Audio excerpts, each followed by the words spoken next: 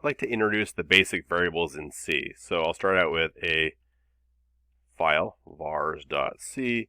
I'm not really going to do much with it. I'm just going to type in some stuff. So I'm doing my include, and then my standard io.h, then my int main.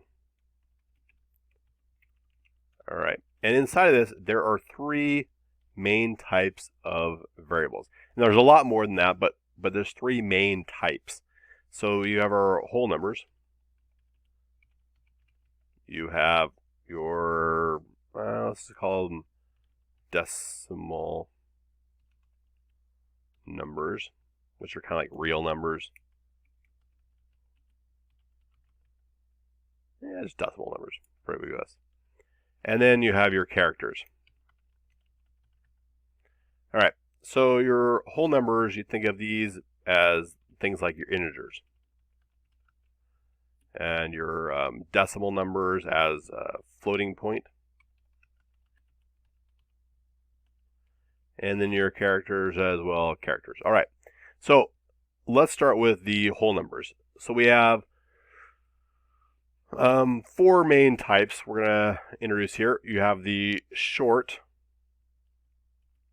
int, long, and long. So what are they? Well, a short, so I'll do short s. I can create a short s right there, and it has no value, or I can actually assign a value, so assign the value of 5.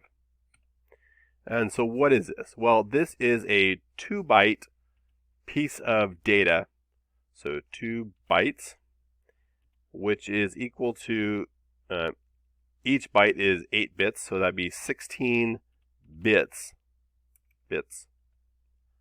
which is equal to 2 to the 16 possible values. All right, so a short is kind of small, but 2 to the 16. So if you start figuring out 2 to the 16, it can go everywhere, everything from -2 to the 15 to about +2 to the 15, and then the zeros put on one of those sides. All right, so you kind of get that idea right there. Now let's jump into int. Well, what's an int then? Int I equals 5 is basically the same thing, except this one, because of processors and other things like that, is either 2 or 4. So 2 to 4 bytes. So it could be anywhere from 16 to 32 bits. And a long, L equals 5, is going to be anywhere from 4 to 8 bytes. So much longer numbers. And then a long is going to be, well, assign our long 5. It's going to be a solid 8 bytes.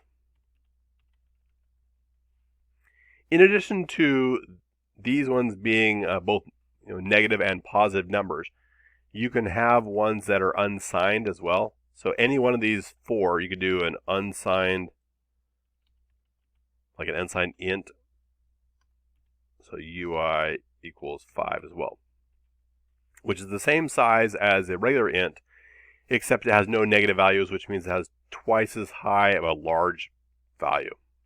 It doesn't go as small.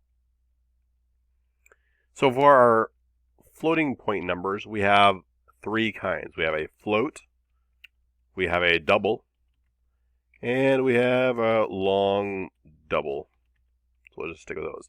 So long, our float, f equals 5.0. And this one is going to be 4 bytes long. So not super long, but it does store some fairly large numbers. The problem is that because it stores decimals, you have to allocate a portion of the number of the bytes of the bits of that number to keep track of the decimal and to figure out where things belong. So you only get about maybe 6 or so useful digits in a float. If you go to double D, so 5.0, let's put another spaces up here because we like those.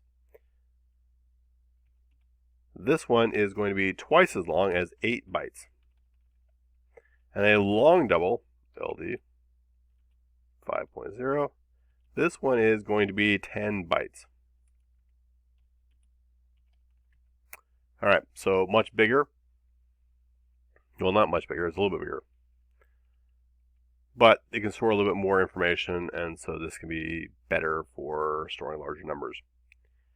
Alright, so our last one is our characters.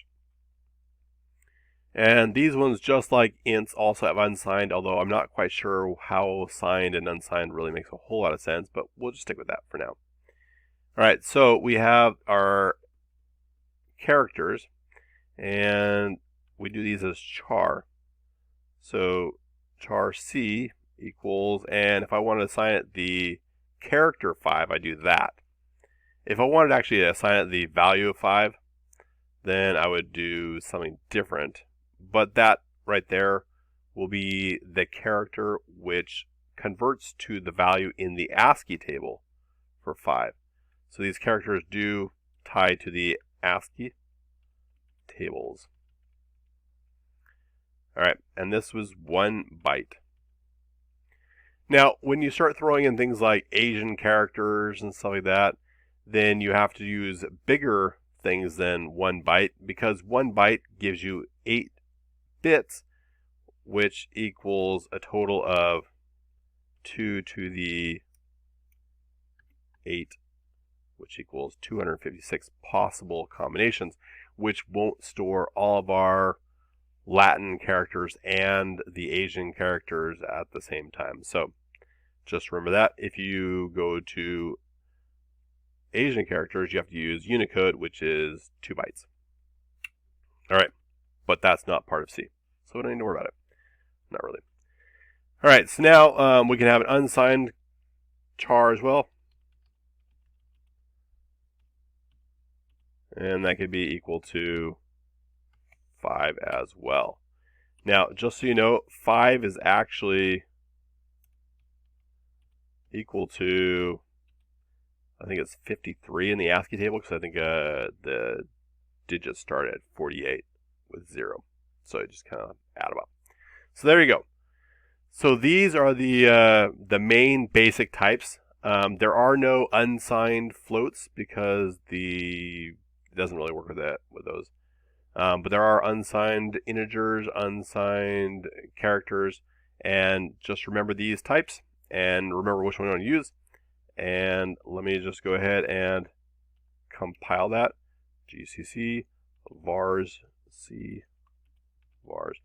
It won't do anything, but you know, I compiled it and it ran and there were no problems. So there you go. Those are our basic types.